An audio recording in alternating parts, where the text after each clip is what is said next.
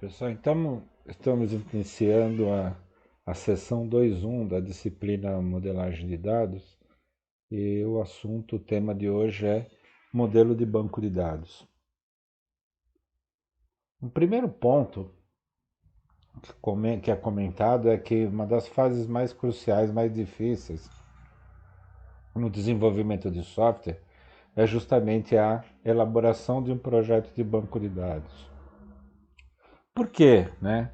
Porque se o banco de dados ele não for bem estruturado, se ele for feito apressadamente, se ele for feito na correria, sem um estudo, ele pode causar vários problemas no seu software.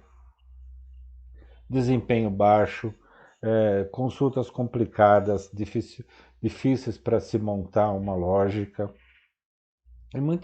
E pode ainda acontecer, né, um impacto negativo na forma de performance do software e tudo mais, tá? Então é um ponto bastante importante que a gente já vem comentando em algumas aulas, ter bastante planejamento para fazer, para elaborar um banco de dados. Então, para a construção do modelo de banco de dados, usa-se a linguagem de modelagem de banco de dados, na modelagem de dados. Essas linguagens são qualificadas conforme a forma de apresentar modelos, e ela pode ser uma linguagem textual ou uma linguagem gráfica, né?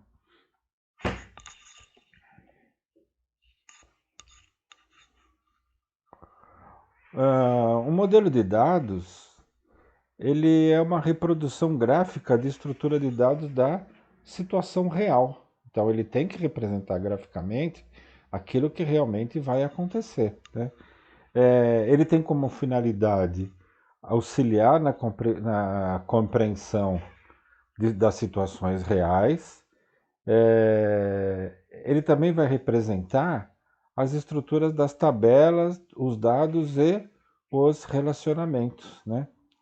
Os modelos gráficos, eles também são uma forma de comunicação é, para fazer com que o usuário entenda mais facilmente aquilo que vai ser a base do software dele, né? E uma visão gráfica pode facilitar muito na comunicação dos analistas com os usuários. Então, aqui a gente tem uma representação, aqui tem uma representação gráfica, né? É, então, aqui, como foi dito, né, os modelos gráficos eles fazem uma comunicação fácil com o usuário, né? Aqui tem um exemplo. Uma receita de bolo, ela possui ingredientes. Isso aqui a gente está representando graficamente, sabendo que para compor o seu bolo você vai ter diversos ingredientes. Então, aqui é uma forma de representação que acaba facilitando. Só visualizando você não precisa explicar muita coisa. Esses autores, o Abreu e o Machado, eles afirmam que o projeto de um sistema de informações é uma atividade complexa, que inclui planejamentos, especificações e desenvolvimento de vários componentes. É necessário estabelecer uma sequência de atividades para guiar o processo de modelagem do banco de dados, né? Então vamos ver quais são essas sequências, esses processos. Primeiro, análise de requisito. Então, é levantamento das necessidades com o cliente. A gente já falou isso em outras aulas. É bastante importante fazer isso corretamente, bem devagar, bem detalhado, né? Depois disso vem o modelo conceitual. Ele não contém detalhes sobre como será representado em meio físico, mas representa as informações no nível da realidade do que será modelado. Então, você tem um modelo de conceito do seu banco de dados, tá? O terceiro é o modelo lógico. Ele desenvolve todas as estruturas que estarão contidas no banco de dados e de acordo com a abordagem da modelagem a ser utilizada. Então, aqui você já vai ter as ligações lógicas das tabelas, tá? E, por fim, um modelo físico, que ele descreve o detalhamento ao nível do SGBD, um nível físico de criação dos componentes do banco de dados. Então, aqui você já vai ter detalhadamente como vai ficar finalmente o seu banco de dados. Então, esses são os 4 passos que são realizados, tá? E essa é a sequência. Então, você começa primeiro com análise de requisitos, o conceito, o modelo conceitual, modelo lógico e, por fim, o modelo físico. O, o autor, esse autor comenta, o Couto, né? Ele comenta com a gente que ele destaca, né, na verdade, alguns pontos importantes que devem ser considerados na análise de requisitos, que é o primeiro passo, né? Então é a abrangência, determinar o escopo do projeto para obter,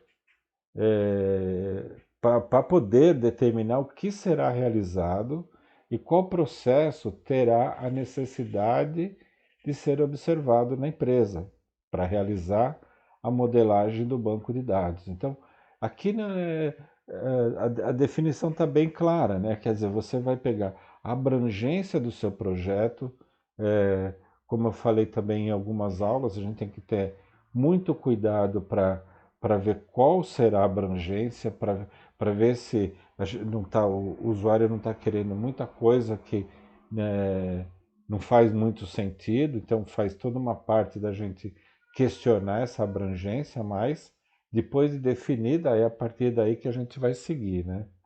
O nível de detalhamento, que é definir qual o nível de detalhamento que o projeto deverá possuir, né? Então, qual que é, até que ponto que a gente chega, você tem que detalhar todas as etapas, tá?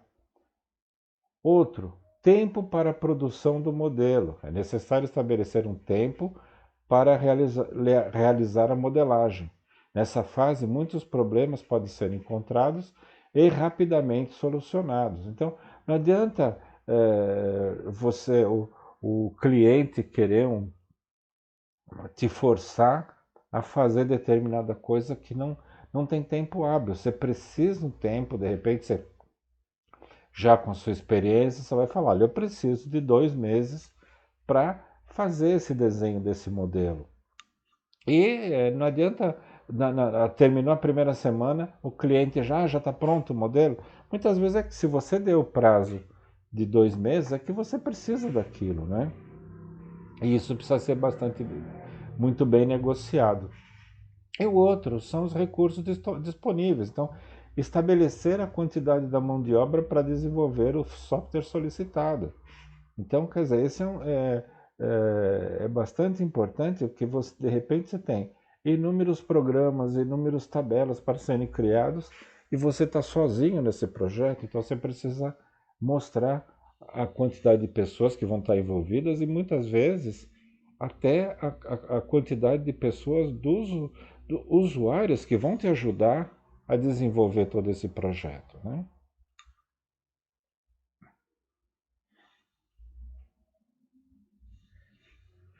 Esses 3 autores, Corte, Cybersats e Sudarshan, eles relatam que, em geral, nenhum usuário entende todas as necessidades de uma aplicação, né?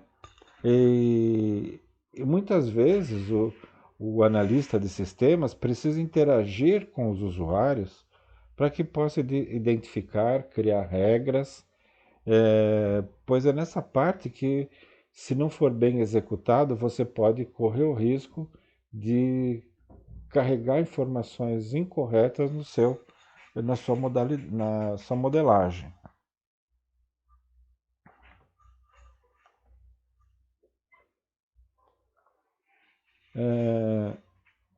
Como resultado da análise de requisitos, né, são produzidos diversos documentos de especificação do projeto, que deverão ser validados com o cliente. Então, você fez a análise de requisitos, mas você precisa validar com o cliente, para que ver se isso está tudo correto, né? Um requisito, ele se refere às funcionalidades que o software deverá possuir. E a regra de negócio determina como o software deverá se comportar e quais restrições deverá possuir. Então, são duas definições diferentes, né? Então, aqui vai um exemplo. O requisito de um projeto, né, de uma escola, matricular o aluno na disciplina de estágio. Então, esse é o requisito que o sistema tem que ter uma funcionalidade que vai fazer, que é matricular o aluno na disciplina. E qual que é a regra, né? O aluno somente será matriculado na disciplina de estágio caso não haja dependência no primeiro e no segundo semestre do curso. Então, aqui está bem claro o requisito. Vai precisar ter uma funcionalidade para matricular o aluno no estágio. Mas qual regra? O que a gente vai ter que considerar na nossa aplicação? Que a aplicação vai ter que validar, verificar no cadastro se o aluno não tem dependência, nem no primeiro, nem no segundo semestre do curso. Então, é um ponto importante para a gente entender o que é requisito e o que é regra de negócio. A modelagem conceitual, ela é uma descrição concisa das informações que o software deverá possuir de acordo com seus requisitos, né? Ela é uma representação do que precisa ser realizado, né? Não uma solução do problema, tem que ficar bem claro isso, né? E, após o levantamento de requisitos, é gerado um esquema conceitual e uma visão abrangente e geral do banco de dados. E ela pode ser em linguagem textuais ou linguagens gráficas, né? Então aqui a gente tem um exemplo, né? Dois exemplos, né? Linguagem textual, vamos supor que a gente vai fazer uma associação de ator com filme, então na linguagem textual a gente tem aqui, né? O ator, nome do ator, valor do cachê, data de nascimento, altura, são as informações do autor. E do filme, nome do filme, data de lançamento, orçamento, duração. Então aqui a gente discrimina mais, define mais, né? E a linguagem gráfica, né? A gente tem o filme e quem atua é o autor. Então aqui a gente tem uma, uh, uma visualização do que pode ser essa relação de dados aí, né?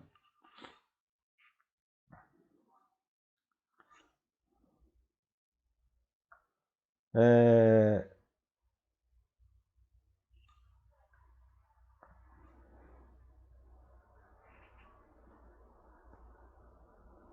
a gente apresenta aos usuários um, uma linha de sanar eventuais dúvidas de entendimento de um software, né? Então, por exemplo, a gente está realizando uma modelagem para um sistema de uma universidade e é nessa hora que definimos algumas situações, como, por exemplo, o aluno poderá se matricular em mais de um curso. A gente fez a modelagem e a gente vai questionar o cliente nisso, né? Um professor pode lecionar em vários cursos. Uma turma pode ser composta por alunos de outros cursos. Então, esses aqui são os pontos que a gente precisa perguntar, ou se tem dúvida, né? Para ir esclarecendo junto com o cliente ou com o usuário para saber se a gente não vai estar passando por cima de alguma informação. Quer dizer, cada uma dessas perguntas podem gerar dúvidas e na hora de construção do software. E a gente pode não se preocupar com esse questionamento e ir para frente e deixar aberto o sistema ou bloquear alguma coisa, né? Então, o modelo conceitual, ele, o alvo dele, né, é a definição do problema e não sua solução. Então a gente tem que ter bem claro isso, né? Ele é o conceito, ele vai definir o problema, mas não vai mostrar a solução. Você vai apontar, né? E mostra o que precisará existir no banco de dados de uma forma geral, sem se preocupar de que forma isso vai ser resolvido, né? Vai ser solucionado. Então, o modelo lógico do banco de dados é a etapa em que mapeamos o conceito dos modelos de entidades e relacionamentos com foco na criação dos dados, né? Nessa etapa, o, nessa etapa, as entidades serão transformadas em tabelas para armazenar as informações e os relacionamentos são estabelecidos, as regras são definidas e os tipos de cada campo de tabela são determinados. Então é aqui que a gente começa a montar a estrutura do banco, né? O modelo lógico, ele se transforma de um modelo mais abstrato, né, conceitual, para um modelo com mais detalhes de implementação, né? E ele vai estar mais próximo do que será implementado. Então aqui embaixo a gente tem uma, um, uma parte, uma forma gráfica e textual, né? Tem a junção dos dois, a gente tem o filme, tem o código, nome, orçamento, então quer dizer, aqui já tem informações, e aqui a gente tem uma parte textual, que significando o código, que vai ser a chave dessa tabela, né? O nome e o orçamento. Então aqui são duas representações de como será o nosso modelo lógico. Na última fase do projeto, é, é realizada a modelagem física, né? Então, esses autores, o Novatti, o Rames, eles afirmam que é justamente nessa fase que são determinadas as estruturas de armazeno interno, né? As chaves, os índices, né? E os diversos caminhos de acesso à base de dados. E, paralelamente a essa atividade, né, são criados os softwares de aplicação que vão vão fazer acesso a interagir com o banco de dados, né? E também nessa fase vão ser criadas as regras do SGBD, né, para segurança, para acesso, né?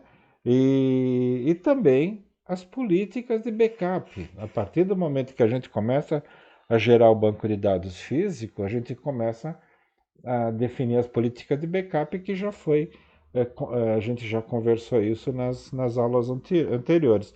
E além disso, né, as permissões para acesso. Então, quer dizer, se vai ser um banco de faculdade para administrar uma faculdade, que acessos terão os diretores, que acesso terá o pessoal da secretaria, que acesso terão os professores. Então, a parte da segurança ou de cada usuário vai ser composta nessa fase, né? Aqui a gente tem a demonstração da diferença entre os modelos conceitual e lógico. Então vamos pensar, né? Uma escola de ensino fundamental bilíngue necessita de um software para gerenciamento acadêmico. Depois de algumas entrevistas, o analista de sistemas levantou os seguintes requisitos essenciais para o projeto. Primeiro, né? A escola possui diversos departamentos divididos entre as grandes áreas de conhecimento, matemática, estudo da linguagem e todos os outros, né? Um departamento pode oferecer diversas disciplinas, mas uma disciplina pertence somente a um departamento. Ó, está vendo aqui? Já estão se estabelecendo as regras, né?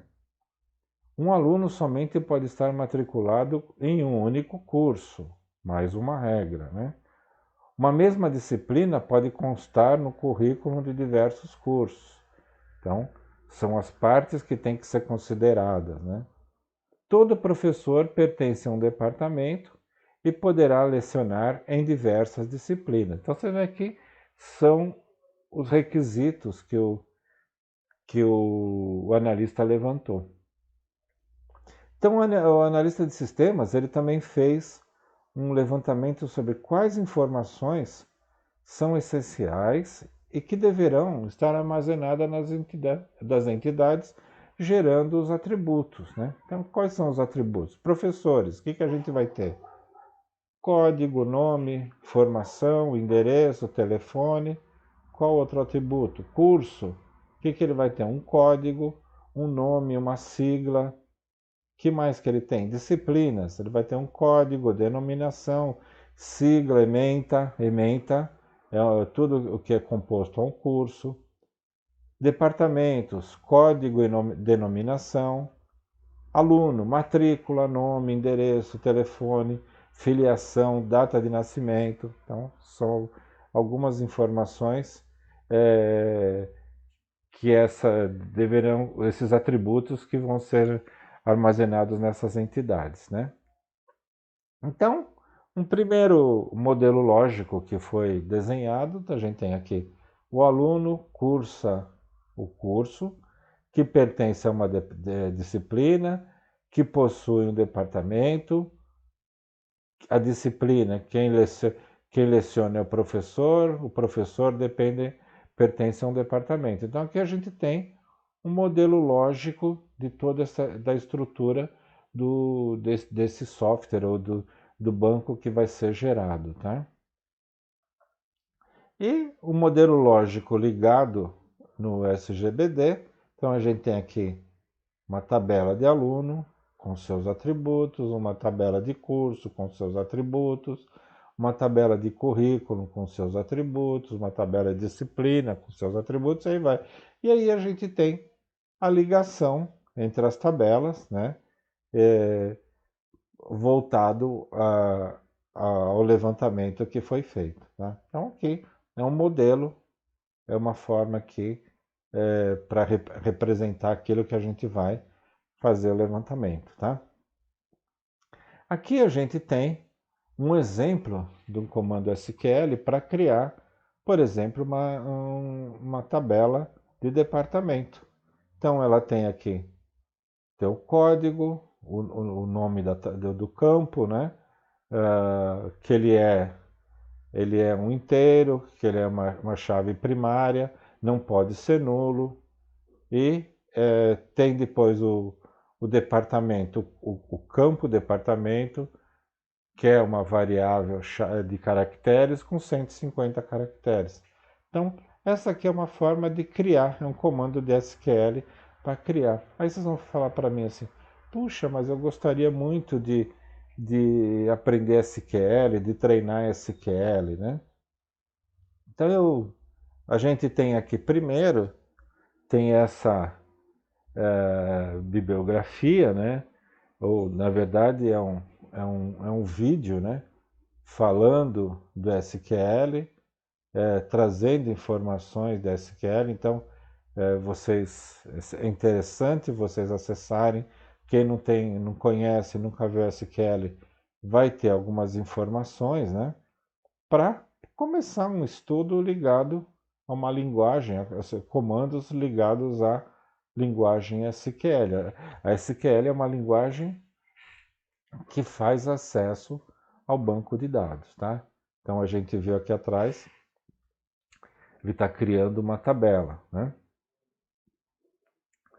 E estou trazendo para vocês também, aqui é um artigo, ele traz para a gente 7 serviços online para executar comandos SQL. Então, vocês podem, do computador de vocês, dar uma olhada nesse artigo, Eles trazem diversos aplicativos que disponibilizam você testar comando SQL online. Então, vocês podem fazer testes também, tá?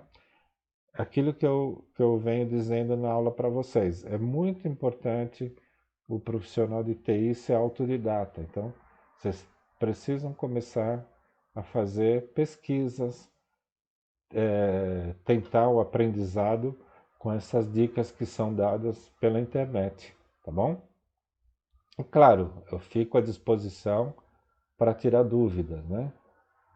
Mas é importante que vocês acessem, que vocês façam as pesquisas, vejam essas ferramentas. Quem tem interesse em conhecer os comandos SQL. Então, da parte do tema de hoje é isso, né? E eu deixo para vocês na pós-aula da unidade 2.1, né? Uma atividade para vocês fazerem. Tem um artigo bastante interessante ligado à empregabilidade, né? Então, eu peço que vocês leiam esse artigo, façam um resumo de no máximo uma página, não precisa ser muito grande, o importante é que vocês entendam o artigo, né? Entendendo dá para fazer um resumo, e sigam os procedimentos para publicar esse artigo, tá bom? Para publicar esse resumo. Então, também da mesma forma, vai valer como atividade do professor, né? E aí eu passo mais um recadinho. Muitos de vocês ainda não estão acessando o AVA. É importante fazer as atividades, ir acumulando ponto. Não deixem acumular todas as atividades, porque depois fica uma correria, né? E aquilo que a gente vem fazendo, as aulas vão continuando, a gente vai publicando material e estamos à disposição para vocês, tá bom? Então, um abraço e até a próxima.